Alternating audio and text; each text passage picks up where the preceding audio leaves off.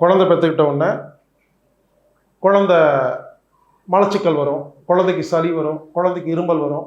என்னை கேட்டால் இனிமேல் கல்யாணத்துக்கு முன்னால் ஒரு கோர்ஸ் நடத்தி சர்டிஃபிகேட் இருந்தால் தான் கல்யாணம் பண்ணிக்கணும்னு ரூல்ஸ் கொண்டு வரணும். அவங்க ஏற்கனவே யாரெல்லாம் கேள்வி கேட்டாங்களோ அதுக்கான பதில்களை எல்லாம் பேசி, இப்போ உங்கள் கார் பஞ்சர் ஆயிடுச்சு, ஒருத்தர் சொல்கிறாரு பஞ்சர்னா பஞ்சர் தான், அந்த பஞ்சர் சரி பண்ணால் தானே வண்டி ஓடும். எந்த ஃப்ளவரை சாப்பிட்டா எந்த எமோஷன் குறையுதுன்னு கண்டுபிடிச்சிட்டாருங்க. இப்பொழுது நான் உங்களுக்கு உங்கள் வீட்டில் உள்ள மலர்களை எப்படி மருந்தாக மாற்றுவது என்று 2 minutes சொல்லித்தர போகிறேங்க.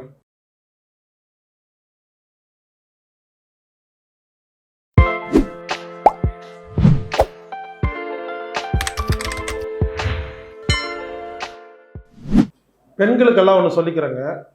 எல்லா பெண்களும் குழந்தை பெற்றுக்கிட்ட உடனே குழந்தை மலச்சிக்கல் வரும், குழந்தைக்கு சளி வரும், குழந்தைக்கு இருமல் வரும், உடனே எனக்கு மெயில் வரும், எனது குழந்தை 6 மாதம், வயிற்றால் போகிறது, என்ன செய்ய வேண்டும்? நான் ஒரு கேள்வி கேட்குறேன். பெண்களே, நீங்கள்லாம் கல்யாணத்துக்கு முன்னால் உங்கள் கல்யாணத்துக்கு உங்கள் மாப்பிள்ளை எப்படி இருக்கணும்னு எவ்வளோ வருஷம் யோசிச்சிங்க? கல்யாண மண்டபம், இந்த மண்டபம் தான் அடம் முடிச்சு அப்பாட்ட அந்த மண்டபத்தை கல்யாணம் வைக்கணும்னு.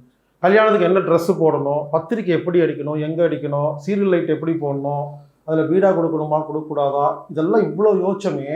குழந்தை பிறந்தா சளி பிடிக்கும்னு தெரியாதா? கக்கா போகுன்னு தெரியாதா? இல்லை, சீரியஸாக சொல்கிறேங்க. கல்யாணத்துக்கு முன்னால் எல்லா பெண்களும் குழந்தை பெற்றுக்கிறது எப்படி, குழந்தை வளர்த்துறது எப்படின்னு கொஞ்சம் கூட ஒரு முறை கூட எதையுமே கற்றுக்கிறதே இல்லைங்க.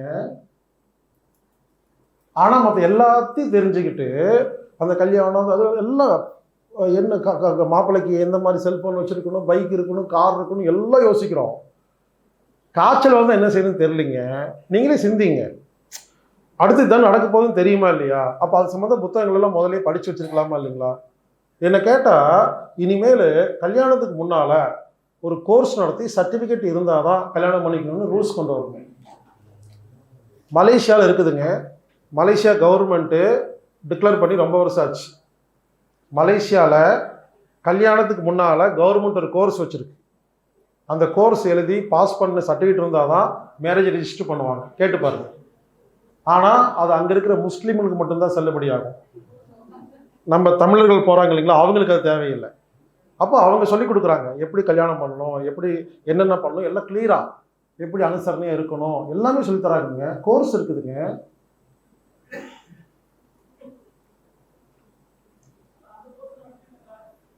அந்த கோர்ஸ் நடத்திருங்கிறாரு. இல்லை, அந்த கோர்ஸ் நடத்திட்டு தாங்க இருக்கிறேன். அதுக்குன்னு தனியாக கோர்ஸுன்னு இல்லாமல் இந்த மொத்தம் இந்த 19 வீடியோக்குள்ளேயே அதுவும் வந்திருக்கும். அது கூட நீங்கள் தந்திராவளிய தாம்பத்திய வாழ்க்கையை சேர்த்திக்கணும், இந்த ஃபீலிங்ஸ் ஆஃப் இந்தியா சேர்த்திக்கணும். இதெல்லாம் அதான் அதுக்கான விஷயத்தை மட்டும் எடுத்து கூட கிளாஸ் நடத்தலாம்.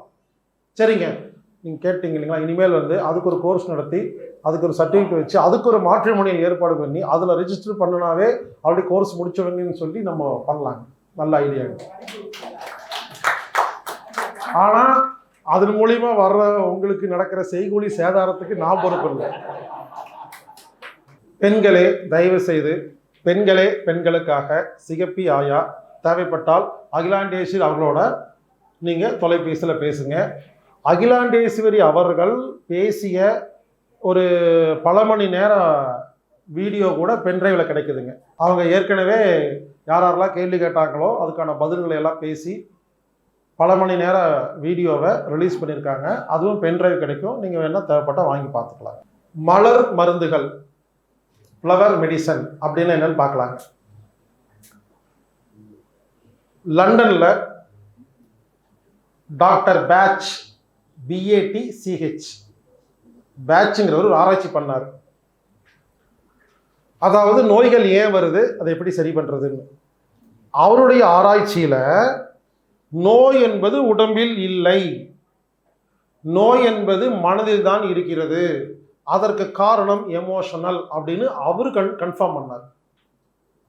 கண்டுபிடிச்சிட்டு அவர் என்ன சொல்கிறாருன்னா, யாருக்காவது மூட்டு வலிக்குதுன்னா மூட்டில் பிரச்சனை இல்லைங்க, உங்களுக்கு டென்ஷன், கோபம், பயம், கவலை இருக்கு இல்லையா, அதோட வெளிப்பாடு தான் மூட்டு வலிங்கிறாரு. அதை சரி பண்ணிட்டா சரியாக சொல்கிறாருங்க. பல பேருக்கு நம்ப முடியாது. ஆனால் நீங்கள் அந்த கான்செப்டுக்குள்ளே வந்தீங்கன்னா அப்போ தெரியும் உங்களுக்கு. அதுக்கு தான் அடிக்கடி சொல்கிறேன். ஒன்று சொல்கிறேங்க, யாருக்கெல்லாம் 24 மணி நேரமும் ஒரு இடத்துல வலிக்குதோ அப்போத்தான் உடம்பு வலி, உடம்புல நோய். அப்பப்போ வருதுங்க, அப்பப்போ போகுதுன்னாவே அது மனம் சம்மந்தப்பட்ட நோய். இப்போ உங்கள் கார் பஞ்சர் ஆயிடுச்சு, ஒருத்தர் சொல்கிறாரு பஞ்சர்னா பஞ்சர் தான், அந்த பஞ்சர் சரி பண்ணால் தானே வண்டி ஓடும். ஒருத்தர் சொல்கிறாரு என் வண்டி பஞ்சர் ஆயிடுச்சுங்க, நான் உட்காந்துட்டே திடீர்னு சரியாயிடுச்சு, மறுபடியும் 5 கிலோமீட்டர் ஓட்டினேன், மறுபடியும் பஞ்சர் ஆயிடுச்சுன்னு டூப்புடுறாருன்னு சொல்லுவீங்களா இல்லையா? எனக்கு மூட்டு வலிச்சுங்க காலையில், இப்போ சரியாயிடுச்சு அப்படின்னு அர்த்தம். அப்போது காலையில் கவலையாக இருந்திருக்கீங்க, மதியம் ஹாப்பியாக இருந்திருக்கீங்க. தாங்க விஷயம். திரு டாக்டர் பேட்ச் அவர்கள் அவர் நாட்டில் இருக்கிற 38 மலர்களை எடுத்து மலர்களிலிருந்து மருந்து தயாரிச்சிருக்கிறார், ஃப்ளவர் மெடிசன். அவர் என்ன ஆராய்ச்சி பண்ணியிருக்காருன்னா, ஒவ்வொரு ஃப்ளவர்ல இருந்து மருந்து எடுத்து ஒவ்வொருத்தர் கொடுத்து பார்த்துருக்காரு பல வருஷம் ஆராய்ச்சியில். அப்போ என்னென்ன எமோஷன் இருக்கு, கோபம், டென்ஷன், பயம், கவலை, வஞ்சம், கடுப்பு, வேதனைன்னு 38 ஃபீலிங்ஸ் எழுதியிருக்கிறார். 38 ஃபீலிங்க்கு 38 மருந்து கண்டுபிடிச்சு எந்த ஃப்ளவர் சாப்பிட்டா எந்த எமோஷன் குறையுதுன்னு கண்டுபிடிச்சிட்டாருங்க. பல வருஷம் ஆராய்ச்சியில் கண்டுபிடிச்சு அந்த 38ஐயும் மருந்தா மாற்றிட்டார். உடனே உங்களுக்கெல்லாம் ஃப்ளவரை மருந்தா மாற்ற முடியுமா அப்படின்னு சந்தேகம் வரலாம். இப்பொழுது நான் உங்களுக்கு உங்கள் வீட்டில் உள்ள மலர்களை எப்படி மருந்தாக மாற்றுவது என்று 2 மினிட்ஸ் எடுத்துட போகிறேங்க. மல்லிகைப்பூவில் மலர் மெடிசன் தயாரிக்கலாம், ரோஜா பூவில் மெடிசன் தயாரிக்கலாம். ரோஜா பூவை அந்த இதழ்களை தண்ணியில் போட்டு 2 நாள் வெயிலில் வச்சிங்கன்னா ரோஜா பூவில் இருக்கிற சத்தெல்லாம் தண்ணிக்குள்ள வந்துடும். இதான் கான்செப்ட். ஆனால் நீங்கள் வைக்கிற தண்ணி சாதாரண தண்ணியில் வைக்கக்கூடாது, டிஎம் வாட்டரில் வைக்கணும். டிஎம் வாட்டர்னா டி மினரலைஸ்டு வாட்டர். தண்ணியில் இருக்கிற டிடிஎஸை 0 பண்ணிட்டு வைக்கணும், ஏன்னா கெட்டு போகாமல் இருக்கிறதுக்கு. டிஎம் வாட்டர்னா கிடைக்கும், சில இடங்களில் கிடைக்கும், நீங்கள் வாங்கிக்கலாம்.